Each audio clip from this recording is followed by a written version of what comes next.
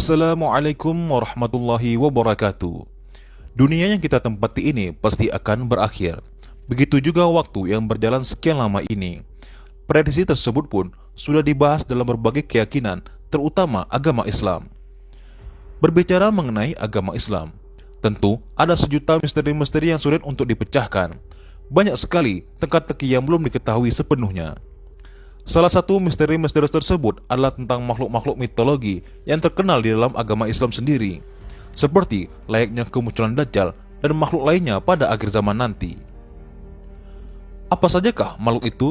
Berikut 7 makhluk mitologi yang diyakini keberadaannya di dalam agama Islam. Yang pertama, Azazil. Azazil adalah nama asli dari iblis yang merupakan pemimpin dari bangsa jin. Sedangkan pendapat lain mengatakan bahwa nama asli iblis adalah Al-Haris.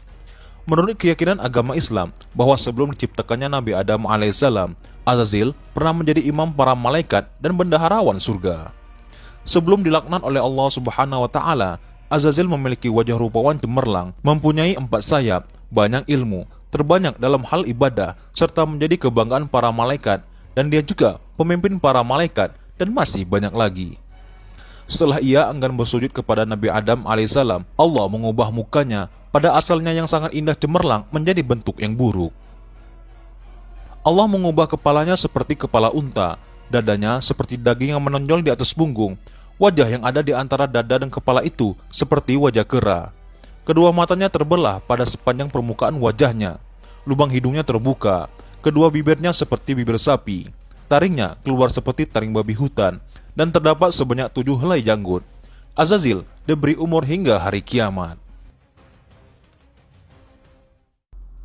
Buraq. Buraq adalah sesosok makhluk tunggangan ajaib yang membawa Nabi Muhammad SAW dari Masjid Al-Aqsa menuju Mi'raj ketika peristiwa Isra Mi'raj. Makhluk ini diciptakan oleh Allah terbuat dari cahaya. Jika dilihat dalam kamus bahasa, maka kita akan menemukan istilah buraq yang diartikan sebagai binatang kendaraan Nabi Muhammad SAW. Dia berbentuk kuda bersayap. Dalam pemakaian umum, buraq itu berarti burung cendrawasih, yang oleh kamus diartikan dengan burung dari surga. Sebenarnya, buraq itu adalah istilah yang dipakai dalam Al-Quran dengan arti kilat, dengan istilah aslinya adalah barku. Anqa. Makhluk ini sendiri berbentuk seperti burung besar misterius dalam Islam. Burung itu disebutkan namanya dalam buku karya Zakaria Al-Qazwini yang berjudul Ajaib Al-Makhluqat wal Gharaib Al-Mawjudat. Burung raksasa ini pernah dikisahkan oleh Al-Qasai bahwa burung tersebut pernah berada pada zaman Nabi Hanzalah alaihissalam dengan umatnya yang disebut Ashab Ar-Ras. Ia berhasil membunuh burung ini dengan cara meminta doa kepada Allah Subhanahu wa taala untuk mematikan dan memutuskan keturunannya.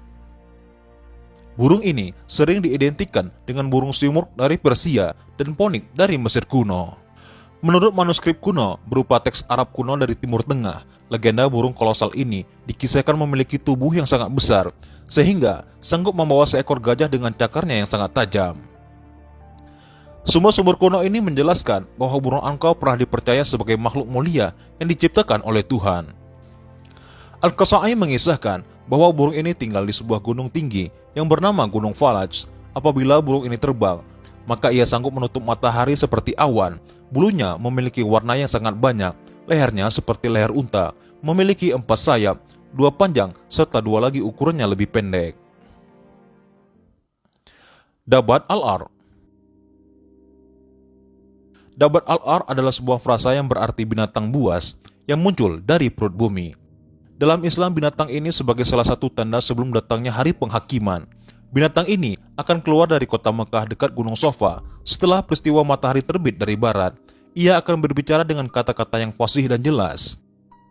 Dabat Al-Ar ini akan membawa tongkat Nabi Musa dan cincin Nabi Sulaiman alaihissalam. Ibnu Juraid mengatakan bahwa Ibnu Zubair menjabarkan binatang ini dengan rinci.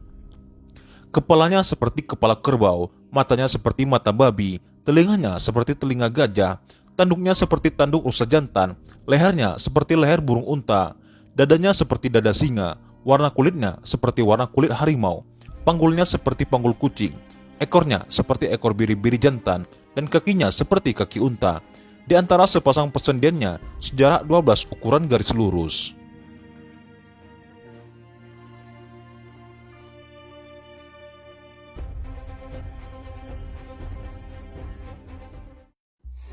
Ya'jud dan Ma'jud. Ya'jud dan Ma'jud dideskripsikan seperti manusia-manusia yang memiliki kemampuan fisik yang sangat kuat dan sangat rakus. Ya'jud Ma'jud telah ada sebelum masa Rasulullah SAW, namun mereka terhalang oleh sebuah tembok besar yang dibangun oleh Zulkarnain. Ya'jud dan Ma'jud muncul dalam banyak mitos dan cerita rakyat di banyak negara. Ya'jud Ma'jud adalah dua bangsa yang sangat besar jumlahnya. Mereka masih keturunan Nabi Adam alaihissalam. Rasulullah SAW bersabda, "Sesungguhnya kalian berkata tidak ada musuh sementara kalian senantiasa memerangi musuh, hingga datangnya Ya'jud dan Ma'jud bermuka lebar, bermata sipit, berambut pirang. Mereka datang dari setiap arah. Wajah-wajah mereka seperti tameng yang dilapisi kulit." Allah Subhanahu wa taala berfirman dalam surat Al-Anbiya ayat 96-97. Hingga apabila dibukakan tembok Ya'jud dan Ma'jud dan mereka turun dengan cepat dari seluruh tempat yang tinggi, dan telah dekatlah kedatangan janji yang benar, hari kebangkitan. Maka tiba-tiba terbelalaklah mata orang-orang kafir. Mereka berkata, "Aduhai, celakalah kami. Sesungguhnya kami adalah kelalaian tentang ini. Bahkan kami adalah orang-orang yang zalim." Dajjal. Dajjal adalah salah satu sosok paling berbahaya yang akan muncul pada akhir zaman nanti. Kehadirannya akan membawa bencana keimanan yang sangat besar. Allah Subhanahu wa taala memberikan kepadanya sebuah kekuatan bahwa Allah akan mengabulkan semua ucapannya. Ia nanti akan mempunyai banyak pengikut dan akan membunuh semua orang yang menentangnya. Nanti ia akan dibunuh oleh Nabi Isa alaihissalam. Nabi Muhammad SAW mengingatkan umatnya untuk membaca dan menghafal 10 ayat pertama dari surah Al-Kahfi sebagai perlindungan dari Dajjal.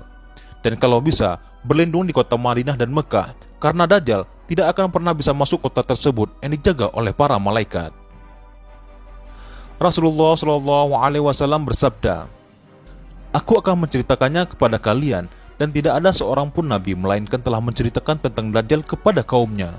Sungguh, Nabi Nuh alaihissalam telah mengingatkan kaumnya, akan tetapi aku katakan kepada kalian tentangnya yang tidak pernah dikatakan oleh seorang Nabi pun kepada kaumnya, yaitu Dajjal itu buta sebelah matanya, sedangkan Allah sama sekali tidak buta." Imam Mahdi.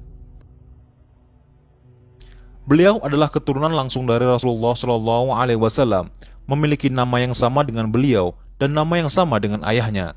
Awalnya ia adalah manusia biasa, namun Allah Subhanahu wa taala mengubah akhlaknya dalam waktu kurun 1 hari saja. Beliau nanti akan mempersatukan umat Islam di dunia untuk melawan Dajjal. Dari Abdullah bin Mas'ud berkata, Rasulullah SAW bersabda, "Tidak hancur dunia sampai orang Arab memiliki seorang laki-laki dari keturunanku yang namanya sama dengan namaku."